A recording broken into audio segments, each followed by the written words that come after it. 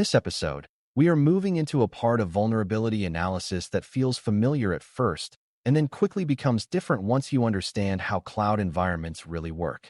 Cloud vulnerability assessment tools, such as Scout Suite and Prowler, are used to examine cloud deployments for weakness, but they are not simply ordinary network scanners moved into a different location. They help analysts inspect how cloud resources are configured, exposed, connected, and governed so the organization can spot security gaps before those gaps turn into breaches, outages, or compliance problems. For a brand new learner, the simplest way to frame the topic is this. Instead of looking only at whether a server is missing a patch, these tools often focus on whether the cloud environment itself is built and managed safely. That shift matters because cloud risk is frequently shaped by permissions, storage exposure, logging gaps, weak defaults, and architectural drift just as much as it is shaped by the classic host-level vulnerabilities people often think about first. Before we continue, a quick note. This audio course is a companion to our course companion books. The first book is about the exam and provides detailed information on how to pass it best. The second book is a Kindle-only ebook that contains 1,000 flashcards that can be used on your mobile device or Kindle. Check them both out at cyberauthor.me in the Bare Metal Study Guide series. A big reason cloud assessment needs its own tooling is that cloud environments are not just collections of virtual machines sitting in someone else's building. They are made up of identities, storage services, networking rules, databases, serverless functions, security groups, monitoring services, key management systems, and many other components that can be created or changed very quickly. In a traditional on-premises environment, an analyst might begin by scanning hosts to identify open ports, software versions, and missing updates. But in the cloud, many of the most dangerous weaknesses come from how services are configured and connected rather than from a single device's patch state. A storage container exposed to the public, an account with excessive permissions, or a monitoring service turned off in a critical area may create just as much risk as an outdated operating system. That is why cloud assessment tools matter so much. They help defenders look beyond the idea of a single vulnerable machine and toward the broader security posture of the environment as a living system of interdependent services and settings. At a high level, cloud vulnerability assessment tools work by collecting information about the environment and comparing what they find against security best practices, risk patterns, and organizational expectations. In many cases, they connect through authorized cloud interfaces and review how resources are defined, how permissions are assigned, which protections are enabled, and whether certain risky conditions are present. This makes them feel a little different from a classic scanner that sends network traffic to a target and waits for a response. A cloud assessment tool often learns by asking the platform what exists and how it is configured rather than by probing every resource from the outside, like an external observer. That approach gives defenders visibility into problems that would be invisible to network-only methods, especially when the issue is not a software flaw on a host, but a dangerous combination of settings across services. For a beginner, this is one of the most important concepts to understand because it explains why cloud security tools often examine policy, exposure, and relationships as much as they examine individual systems. Scout Suite and Prowler are useful examples because they help illustrate this broader category of cloud assessment without requiring you to memorize tool-specific commands or product details. What matters most is the kind of job these tools perform. They help analysts review cloud accounts and services, organize the findings into understandable categories, and highlight conditions that may deserve remediation, deeper investigation, or policy attention. In other words, they turn a sprawling cloud environment into something more visible and interpretable, which is critical because modern cloud deployments can expand faster than human review alone can keep up with. For new learners, these tools are best understood as posture assessment assistants rather than magic detectors. They help show where the environment may be weaker than intended, but they still rely on the analyst to decide what the findings mean, which issues are truly urgent, and how those issues connect to the business systems the cloud is actually supporting. One of the most important areas these tools examine is identity and access, because cloud compromise very often begins or expands through misuse of permissions rather than through a dramatic technical exploit. If an account has far more authority than it needs, if old credentials remain active, if roles are granted too broadly, or if administrative access is spread carelessly across many users and services, then the organization has created an environment where one mistake or one stolen credential can lead to disproportionate damage. A cloud assessment tool helps surface these patterns by reviewing which identities exist, what they can do, and whether those permissions appear aligned with safer practice. This matters because permission-related weakness is often quieter than a missing patch. A server crash gets attention immediately, but excessive access rights may sit unnoticed for months until an attacker abuses them. Strong analysts learn that cloud vulnerability assessment is often as much about controlling who can do what as it is about finding weaknesses in the software running on the platform.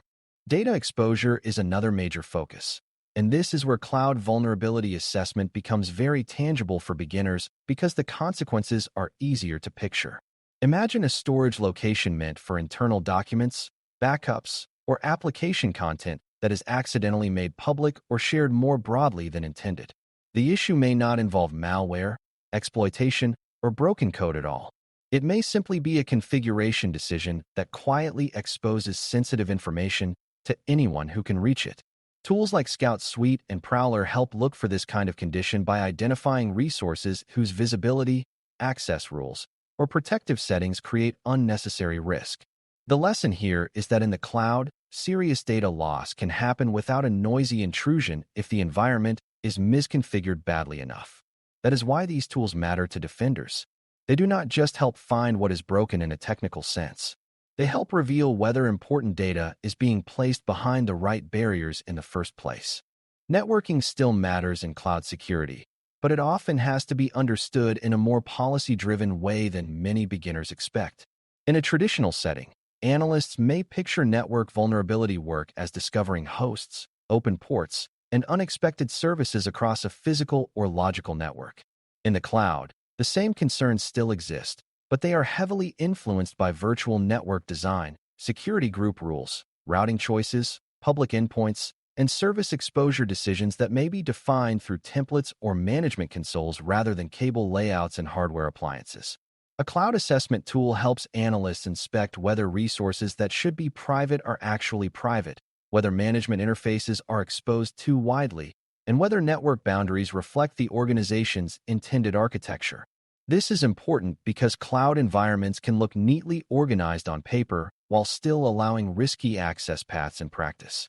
Good assessment tools help bridge that gap between intended design and actual enforceable exposure, which makes them valuable for both vulnerability analysis and broader architecture review. These tools also pay close attention to protective services that support visibility and resilience, because an environment can be risky not only when it is openly exposed, but also when it is poorly observed. Logging, monitoring, alerting, encryption settings, backup controls, and key management all contribute to whether the organization can detect misuse, respond quickly, and limit damage when something goes wrong. A cloud deployment may appear functional and efficient while still carrying serious hidden risk if those supporting controls are weak or absent. For example, a system that handles sensitive data but lacks strong logging or proper encryption controls creates a much harder problem for defenders after an incident begins. A cloud assessment tool helps surface this by identifying where important safeguards are missing or inconsistent. For beginners, this is a useful reminder that vulnerability assessment is not only about direct exposure. It is also about whether the environment has enough defensive structure around it to make weakness visible, manageable, and recoverable when failure occurs. Scale is one of the biggest reasons organizations depend on cloud assessment tools, because cloud environments can grow far beyond what a person can reliably track through manual review. A company may have multiple accounts, many teams, frequent deployments, short-lived resources, and a mixture of production, testing, and development services that change every day. In that kind of setting, even well-intentioned administrators can lose track of what exists, which protections are enabled, and where drift has occurred. Assessment tools help by reviewing the environment systematically and repeatedly, which makes it easier to spot patterns rather than isolated mistakes. They may show that one team consistently creates overly permissive roles, that several storage resources share the same risky setting, or that monitoring gaps appear across many parts of the environment instead of only one. That repeatable visibility matters because security programs become much stronger when they move from occasional discovery to continuous awareness. In cloud operations, where change is constant, that continuous awareness is not a luxury. It is one of the main defenses against misconfiguration becoming normal. Even though these tools are powerful, beginners need to understand that they do not produce perfect truth.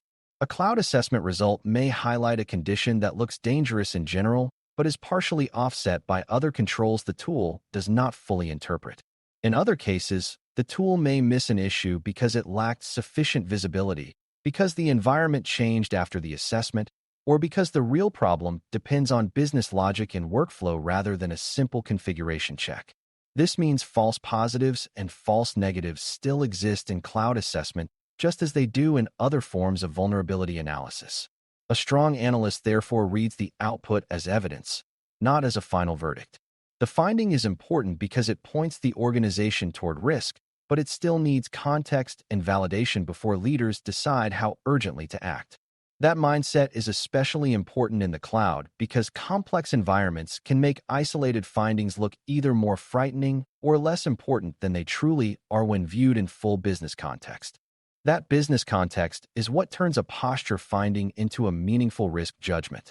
A publicly reachable development resource with no sensitive data is not the same problem as a public path into a production environment that supports customer records or identity services. A role with excessive privilege in a low-value sandbox does not carry the same consequence as a role with excessive privilege in a shared administrative account that can affect critical infrastructure across multiple teams. Cloud assessment tools help detect the conditions, but the analyst must still decide how those conditions intersect with asset value, exposure, data sensitivity, and operational importance. This is one reason experienced defenders do not simply sort findings by volume and start fixing the top item blindly. They ask which resource matters most, which weakness is easiest for an attacker to abuse, and which finding could create the greatest business impact if left unresolved. For CySA Plus learners, this is a central professional habit because good security analysis always turns technical evidence into prioritized decisions rather than leaving it as a long list of alarming statements. Cloud assessment tools are also valuable because they support improvement over time, not just one-time review. A well-managed cloud program does not assess posture once and then assume everything will remain secure forever. New resources are launched, teams change permissions, templates are updated, projects are retired, and urgent business needs sometimes create shortcuts that linger long after the original pressure is gone. Repeated use of tools like Scout Suite and Prowler helps teams notice when the environment is drifting, when old problems are coming back, and when whole categories of weakness reflect a process problem rather than a single oversight. This is where vulnerability assessment connects to broader governance and operational maturity. If the same risky exposure appears again and again, the lesson may not be that people need another reminder. The lesson may be that the organization's deployment patterns, approval processes, or security defaults are weak. Strong assessment programs help reveal those deeper causes so the organization can fix the pattern instead of only cleaning up each new symptom. A common misconception is that cloud security tools replace the need for traditional vulnerability management. In reality, they complement it. The cloud still contains operating systems, applications, containers, libraries, and workloads that may need host-level or application-level assessment. But posture-oriented tools add a critical layer by examining how those workloads are exposed, governed, and supported by the surrounding cloud configuration. Another misconception is that cloud providers automatically secure everything because the infrastructure is professionally managed. What they really provide is a platform with many security capabilities and many secure defaults available. But the customer still controls a large part of how the environment is configured and used. That is where assessment tools become so valuable. They help organizations understand their side of the responsibility and identify when their own choices have created unnecessary risk. For a beginner, this is one of the most important lessons in cloud security. Convenience and scale do not remove responsibility. They simply change where responsibility lives and how quickly mistakes can spread. These tools also encourage a more thoughtful analyst mindset because they force defenders to think in terms of relationships instead of isolated systems. A cloud resource rarely stands alone. It exists inside a network model, under an identity model, near data stores, behind or in front of access controls, and within an operational framework that determines how quickly changes occur and how well those changes are reviewed. Scout Suite and Prowler helps surface the configuration picture, but the analyst becomes effective only when they learn to connect those findings across services and ask how one weak decision might amplify another. A publicly reachable resource becomes more serious if it also has excessive privileges. Weak monitoring becomes more serious if sensitive data is widely accessible. Poor segmentation becomes more serious if administrative credentials are spread too broadly. This type of connected thinking is what separates real vulnerability analysis from simple report reading, and cloud environments are excellent teachers of that lesson because misconfigurations often become dangerous through combination rather than through isolation. The main takeaway is that cloud vulnerability assessment tools such as Scout Suite and Prowler help defenders understand whether a cloud environment is configured, exposed, and governed in a way that creates unnecessary risk. They are valuable because cloud security problems often come from permissions, storage exposure, weak monitoring, network policy gaps, and architectural drift rather than only from classic host-level software flaws. These tools provide scale, repeatability, and structure in environments that change too quickly for human review alone to keep up, but they still depend on careful interpretation, validation, and business context to become truly useful. Once you understand their role, it becomes easier to see that cloud vulnerability assessment is really about posture, visibility, and control across the full environment rather than about scanning one machine at a time. That broader view is exactly what new analysts need, because the cloud rewards defenders who can think in terms of systems, relationships, and responsibility rather than in terms of isolated technical findings.